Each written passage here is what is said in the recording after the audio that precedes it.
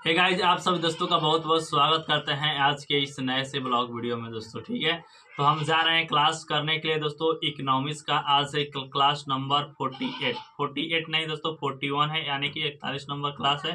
तो जा रहे हैं क्लास करने के लिए, आज पढ़ते हैं, उसके बाद आप सब दोस्तों को बताते हैं कि आज की क्लास से क्या कुछ नया सीखने को मिला है दोस्तों। ठीक है,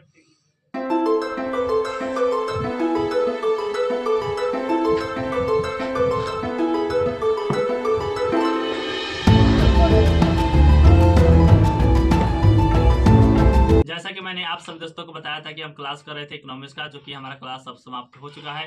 अब बात करना है कि आज की क्लास से क्या कुछ नया सीखने को मिला है दोस्तों। तो आज की क्लास की शुरुआत हुई है दोस्तों भारत में योजना प्रणाली। जी हाँ दोस्तों, भारत में योजना प्रणाली से कुछ महत्वपूर्ण योजना प्रणाली आया है। आइए उसको बारी बारी से डील करते हैं दोस्तों। सबसे पहले एम विश्वेश्वरैया ने अपना एक प्लान लाया, जो कि अपनी पुस्तक 1934 में अपनी पुस्तक प्रकाशित किया, जिस पुस्तक का नाम था प्लानेड इकोनॉमिक फॉर इंडिया दोस्तों। ठीक है, इसमें उन्होंने बताया दोस्तों कैसे क्या करना है, जो श्रमिकों और कृषकों के उत्थान के लिए बल दिया दोस्तों।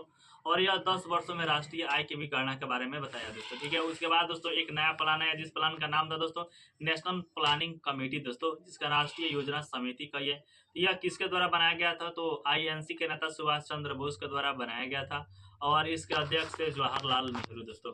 उसके बाद एक और नया प्लान आया, जिसका नाम था दोस्तों बॉम्बे प्लान दोस्तों। बॉम्बे प्लान 8 बड़े उद्योगपतियों के द्वारा बनाया गया था, जिसमें टाटा, बिरला, बहुत सारे लोग शामिल थे दोस्तों। 8 लोग मिलकर इन्होंने बनाए थे दोस्तों। ठीक है, और बात की जाए कि इसका उद्देश्य क्या था, इसका उद्देश्य था जमींदारी व्यवस्था को समाप्त करना, लघु और कुटीर उद्योगों को बढ़ावा देना, और औद्योगिकीकरण का विकास करना दोस्तों। ठीक है, ये था बॉम्बे प्लान का उद्देश्य दोस्तों, मैंने आपको बता दिया।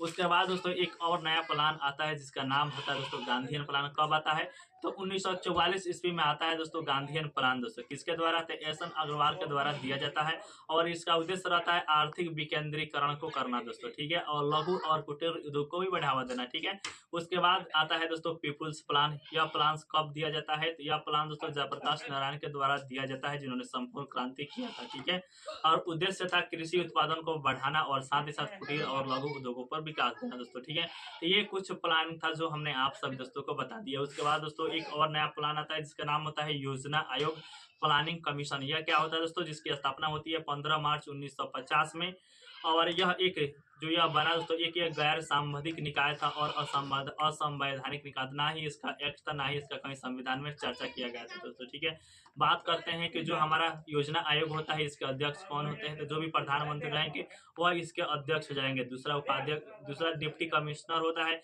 जो पीएम द्वारा निर्वाचित होते हैं और कैबिनेट के सदस्य रहेंगे दोस्तों। ठीक है, उसके बाद 3 नंबर बात है सचिव का पद यहाँ पे दिया गया। उसके बाद 7 से 8 फुल टाइम मेंबर बनाए गए, और एक बनाया गया दोस्तों योजना प्रणाली के एक वित्त मंत्री भी रहेंगे दोस्तों। ठीक है, तो ये क्या करती है दोस्तों, योजना आयोग काम क्या करता है, तो काम यह करता है दोस्तों पंचवर्षीय योजना बनाता है दोस्तों। ठीक है, और योजनाओं के हेतु फंड, जो मान लीजिए किस हेतु कितना पैसा देना है, इसके लिए भी बनाता है, फंड वितरित करता है दोस्तों। ठीक है, और समय समय पर काम को जांचने का भी जारी करता है दोस्तों। ठीक है, पंचवर्षीय योजना लागू हुआ है कि नहीं, यह भी जांचने का काम करता है दोस्तों योजना आयोग। उसके बाद दोस्तों आया राष्ट्रीय विकास परिषद, यानी कि नेशनल डेवलपमेंट काउंसिल दोस्तों, यानी कि एनडीसी। एनडीसी की स्थापना होती है 6 अगस्त 1952 को दोस्तों। कब होती है, 6 अगस्त 1952 को होती है स्थापना नेशनल डेवलपमेंट काउंसिल के दोस्तों। ठीक है, और जब यह स्थापना होती है तो यह भी दोस्तों एक गैर सांविधिक और गैर असंवैधानिक निकाय थी दोस्तों। ठीक है, इसके अध्यक्ष की बात की जाए तो इसके भी अध्यक्ष प्रधानमंत्री होते हैं। सदस्य की बात की जाए तो राज्य के मुख्यमंत्री शामिल होते हैं, साथ ही साथ जो यूटी है उसके राज्यपाल शामिल होते हैं दोस्तों। ठीक है, ये इसका काम क्या होता है, तो जो पंचवर्षीय योजना बना है उस पर हस्ताक्षर करना, उस पर अनुमोदन करने का काम नेशनल डेवलपमेंट काउंसिल का काम होता है दोस्तों। ठीक है, उसके बाद दोस्तों आया एक नीति आयोग।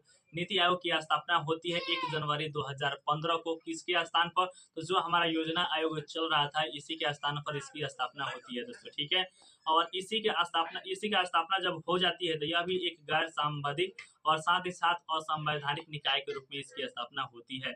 इसका अध्यक्ष की बात की जाए तो इसके अध्यक्ष भी प्रधानमंत्री ही रहते हैं, और जो वाइस चेयरमैन की बात की जाए तो इसको जो अभी वर्तमान में सुमन बेरी जी है। और योजना आयोग में डिप्टी कमेटी होता है, और यहाँ पे दोस्तों वाइस चेयरमैन होते हैं दोस्तों। ठीक है, उसके बाद एक और नया पद इसमें बनाया गया, जो कि सीईओ के लिए रखा गया, जो कि वर्तमान में PVR सुब्रमण्यम जी हैं दोस्तों, ठीक है। उसके बाद 4 फुल टाइम मेंबर, वहाँ पे 6-7 फुल टाइम मेंबर थे दोस्तों, यहाँ पे 4 ही फुल टाइम मेंबर है। उसके बाद 2 पार्ट टाइम मेंबर भी बनाए गए, साथ ही साथ यहाँ पे 2 और बॉडी का निकाय हुआ, जिसका नाम था, एक का नाम था गवर्निंग काउंसिल और साथ ही दूसरा नाम था रीजनल काउंसिल दोस्तों, ठीक है। और बात कर लेते हैं जो रीजनल काउंसिल होता है, इसमें 4 मुख्य प्रावधान थे, 4 इसमें मुख्यालय बनाए गए थे। एक का नाम था दोस्तों रक्षा मंत्रालय, दूसरे का नाम था वित्त मंत्रालय, तीसरा का नाम था कृषि मंत्रालय, चौथे का नाम था दोस्तों गृह मंत्रालय दोस्तों, ठीक है। यह इसके 4 मुख्य प्रावधान थे। उसके बाद दोस्तों योजना आयोग और नीति आयोग में अंतर बताया गया है दोस्तों, ठीक है। तो आइए आपको भी बता देते हैं।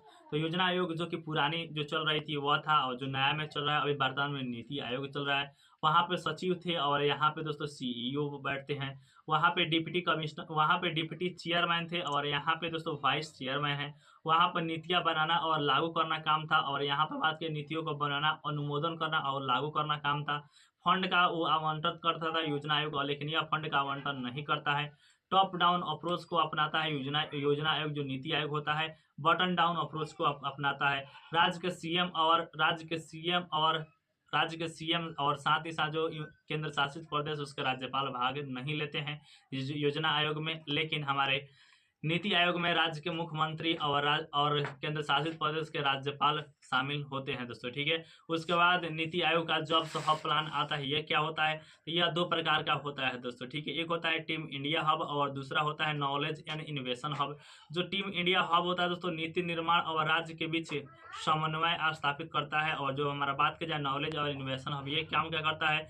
यह काम करता है दोस्तों विश्वविद्यालय, स्कूल, कॉलेज, जो जितने भी दोस्तों NGO हैं, इन सब के बीच समन्वय स्थापित करने का काम होता है दोस्तों, ठीक है। उसके बाद एक और छोटा सा टॉपिक पड़ा हुआ है 15 वर्षीय प्लान नीति आयोग का दोस्तों, यह क्या होता है? तो यह भी 3 प्रकार में बांटा गया है। एक होता है दोस्तों 3 ईयर प्लान, एक होता है 5 ईयर प्लान, एक होता है दोस्तों मान लीजिए कि 15 वर्ष का, तो 15 ईयर्स का प्लान दोस्तों, ठीक है। तो यह भी इसकी स्थापना होती है, जैसे कि नीति आयोग को हमने बताया कि 2015 में, तो 2015 से लेकर 2015 से स्थापना होती है दोस्तों, ठीक है। लेकिन यह लागू होता है 17 से लेकर जो हमारा 20 तक होगा। तो फर्स्ट जो प्लान आया जिसके कहते हैं एक्टिव प्लान, ठीक है, जो 3 साल के लिए था, आपको बता दें। जो 20 से लेकर 25 से चलेगा, जो 5 साल का रहेगा, उससे हम लोग कहेंगे स्ट्रेटजी प्लान दोस्तों, ठीक है। 17 से 22 तक था। उसके बाद दोस्तों अभी जो वर्तमान में चल रहा है 17 से 32 से 15 सालों के लिए, इसे हम लोग कहते हैं विजन प्लान। यहाँ तक कंप्लीट पढ़ाई हुआ है दोस्तों आज के बाद दोस्तों जाते जाते सर ने जो पंचवर्षीय योजना भारत में जितना भी चला है दोस्तों, 12 पंचवर्षीय योजना, इसका नोट्स अपलोड करवा दिए हैं, और उसको बोले हैं कि आप ध्यान से लिख लीजिएगा, और योजना कब से कब तक था, उसका उद्देश्य क्या था, क्या उसके कुछ मुख्य प्रावधान थे, इसको पढ़ लेना है और नोट्स बना लेना है दोस्तों, ठीक है। अगर आप सब दोस्तों को चाहिए पंचवर्षीय योजना का नोट्स, तो आप हमारे टेलीग्राम चैनल के साथ जुड़ सकते हैं दोस्तों। तो यहीं पर यह क्लास समाप्त होता है, मिलते हैं नेक्स्ट वीडियो में, तब तक के लिए जय हिंद।